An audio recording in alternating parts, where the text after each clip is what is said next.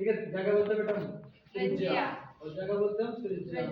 और जागी क्या बोलते हैं बेटा ऊंचाई, क्या बोलते हैं बेटा ऊंचाई। अब तुम्हें याद करना है कि बेलन का वक्र प्रस्थ,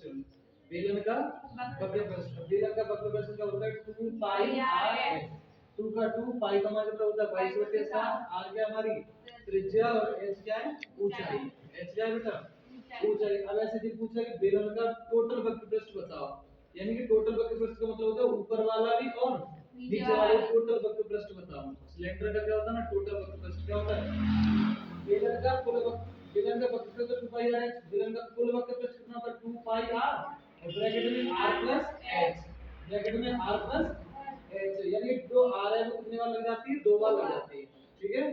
अब बेलन का क्या है बेटा आयतन, बेलन का आयतन कितना होता है पाई r स्क्वायर h, बेलन का आयतन क्या होता है बेटा पाई r स्क्वायर h। अब एक क्वेश्चन दिया है, देखो प्रश्न पहला है, ठीक है राइट, उस लंबवर्ती बेलन का वक्र प्रस्थ और पूर्व वक्र प्रस्थ ज्ञात कीजिए जिसका आयतन 448 पाई घन सेंटीमीटर है और ऊंचाई है 7 सेंटीमीटर है। ठीक है, तो देखो क्या बताना है तुम्हें, उस लंबवर्ती बेलन का क्या बताना है तुम्हें वक्र प्रस्थ। ठीक है बेटा, क्या बताना है वक्र प्रस्थ, और क्या बताना है कुल वक्र प्रस्थ,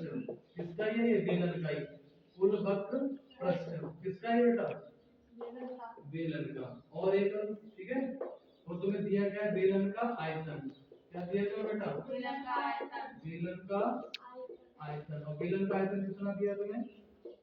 448 और 5 सेंटीमीटर क्यूब। ठीक है, आयतन का हमेशा क्या रहता है क्यूब, इसको क्या बोलते हैं घन,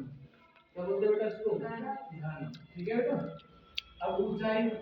ऊंचाई कितनी दी है कितनी 7 सेंटीमीटर, ऊंचाई कितनी दी है तुम्हें 7 सेंटीमीटर। ठीक है, अब तुम्हें क्या निकालना है, देखो पहले तुम्हें निकालनी है r, क्या निकालनी है पहले बेटा तुम्हें r। मुझे बताओ बेलन का आयतन का फॉर्मूला क्या होता है, बेलन का आयतन क्या फॉर्मूला होता है पाई r स्क्वायर h, क्योंकि आयतन दिया है ना, जो चीज हमें दी हुई है उसको ही पहले लिख लेते हैं। ठीक है, तो देखो पाई r स्क्वायर h, अब आयतन कितना दिया है 448 पाई, और ये बताओ पाई का पाई, r का मान हमें निकालना है,